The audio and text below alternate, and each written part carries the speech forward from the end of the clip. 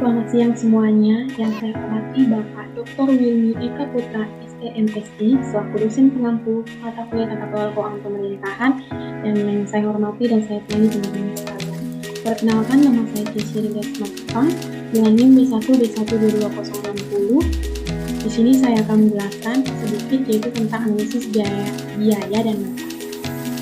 Nah, adapun yang akan saya bahas di sini. Materi pembahasan saya yaitu yang pertama ada kriteria investasi. Nah, yang kedua ada instrumen analisis manfaat dan biaya.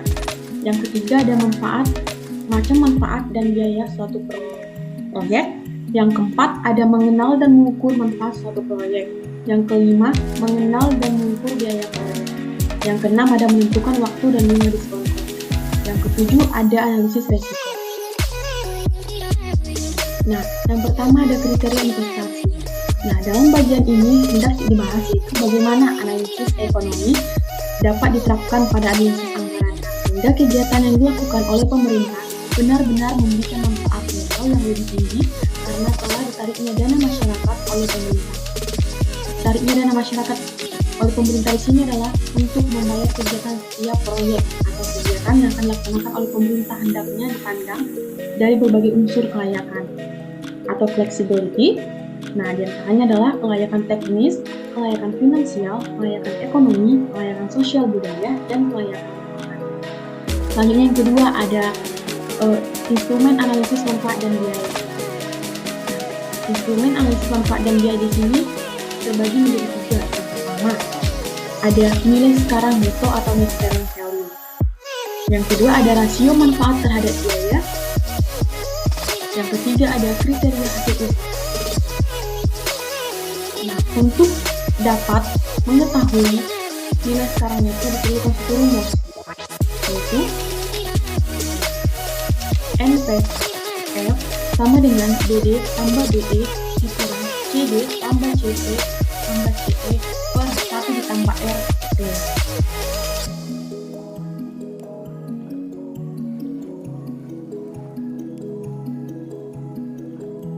Nah, di mana NPF di sini adalah nilai sekarang atau net present value. Nah, BD adalah manfaat langsung. Nah, BE manfaat lingkungan eksternal. CD adalah biaya langsung dan CP biaya perlindungan lingkungan dan CE biaya lingkungan eksternal dan R adalah tingkat bunga dan T tahun dari 0 sampai T. Nah, selanjutnya yang kedua adalah rasio manfaat terhadap biaya, B per C ratio.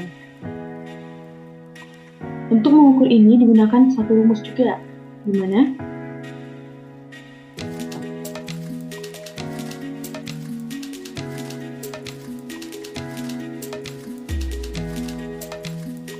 rumusnya adalah B per C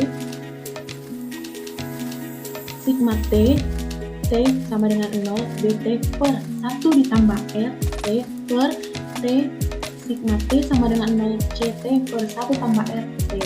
Nah, di mana B di sini adalah manfaat sosial yaitu BD dan BE.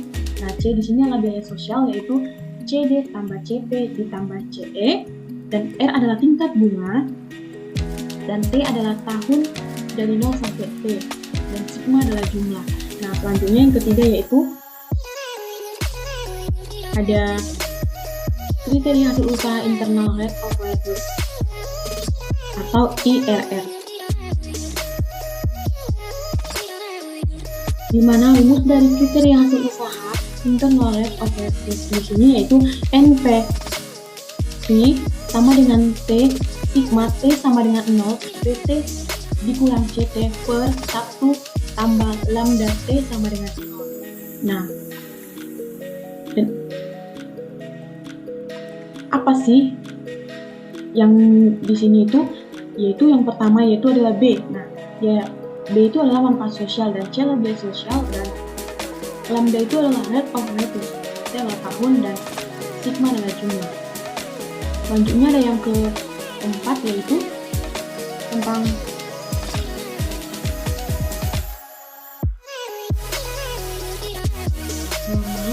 yang ketiga yaitu macam manfaat dan biaya suatu proyek. Nah, macam manfaat dan biaya suatu proyek di sini terbagi menjadi tiga. Yang itu adalah manfaat real yang D-nya pembedaan terhadap manfaat dan biaya real dari suatu proyek, dan C-nya adalah manfaat dan biaya real. Di mana manfaat real adalah manfaat yang timbul bagi seseorang yang tidak diimbangi oleh hilangnya manfaat bagi pihak lain. Nah, yang B adalah pembedaan terhadap manfaat dan biaya real dari suatu proyek adalah antara manfaat dan biaya langsung deserved benefit dan cost dengan manfaat dan biaya tidak langsung insert benefit and cost. Yang C yaitu manfaat dan biaya real. Manfaat dan biaya real di sini dibedakan menjadi dua, yaitu manfaat dan biaya yang dapat diraba dan manfaat biaya yang tidak dapat diraba.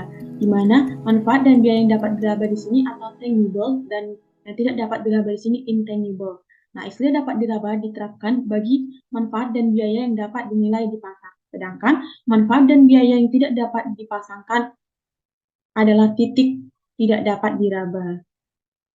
Selanjutnya, yang keempat yaitu ada mengenal dan mengukur manfaat suatu proyek. Nah, untuk mengenal dan mengukur manfaat suatu proyek di sini diperlukan langkah-langkah dalam menganalisis ialah yang A, menentukan dampak dari proyek. Nah, di sini kita harus menentukan dulu apa sih dampak dari proyek tersebut. Nah, yaitu barang dan jasa apa yang akan diperoleh dari proyek tersebut. Nah, yang B, menyatakan dampak dari proyek tersebut. Nah, setelah kita menentukan dampak dari proyek tersebut dan maupun itu berupa barang dan jasa, apa yang diperoleh dari proyek tersebut. Nah, sekarang kita menyatakan apa sih dampak dari proyek tersebut secara kuantitatif.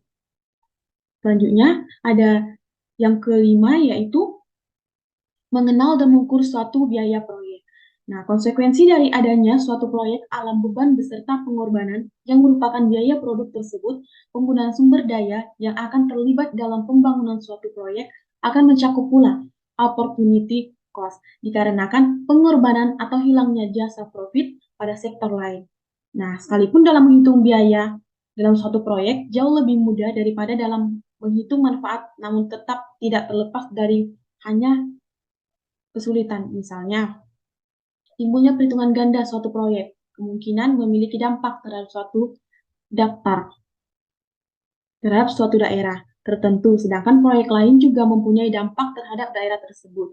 Nah, contohnya di sini yaitu misalnya, yaitu sulit untuk memisahkan antara dampak proyek bangunan desa dan program BIMA terhadap kenaikan produksi padi daerah kelurahan Kedupo di Gunung Kidul. Nah, dalam menghitung, sesungguhnya biaya ini tersebar ke seluruh perekonomian. Misalnya, jika pembiayaan proyek tersebut diambil dari pajak, sedangkan pajak itu akan mempunyai pengaruh terhadap perekonomian secara makro. Maka, kalau biaya suatu proyek diperhitungkan juga secara makro, akan timbul kesulitan dalam perkiraan. Selanjutnya yang keenam yaitu ada menentukan waktu dan bunga diskonto. Nah, dalam menentukan waktu dan bunga diskonto di sini,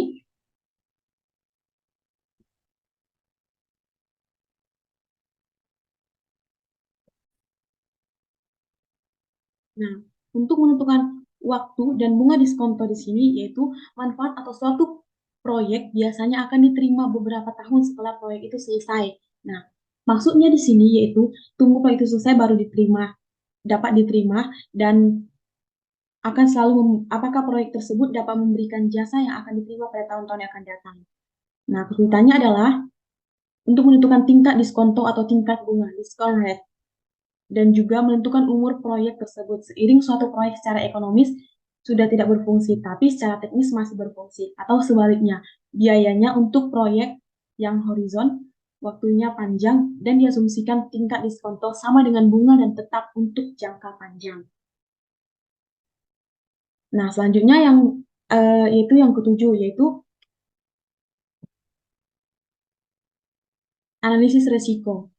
Nah, di dalam kehidupan di dunia ini penuh dengan risiko dan ketidakpastian. Nah, di sini perbedaan antara ketidakpastian dan risiko adalah bahwa risiko memiliki nilai probabilitas. Nah, sedangkan ketidakpastian tidak dapat diketahui probabilitasnya. Contohnya itu seorang manajer. Nah, untuk pengambilan keputusan dapat dikelompokkan dalam sifat-sifat tertentu dalam kaitannya dengan risiko. Nah, seorang pengambil keputusan dapat memiliki sifat, yaitu yang pertama itu sifat suka dengan risiko atau risk lover. Nah, dapat pula memiliki sifat suka menghindar resiko. Itu yang kedua, risk averse. Nah, yang ketiga dapat memiliki sifat netral terhadap resiko atau risk netral. Nah, sekian dari presentasi saya. Jika ada kesalahan kata, saya mohon maaf. Saya ucapkan terima kasih dan selamat siang.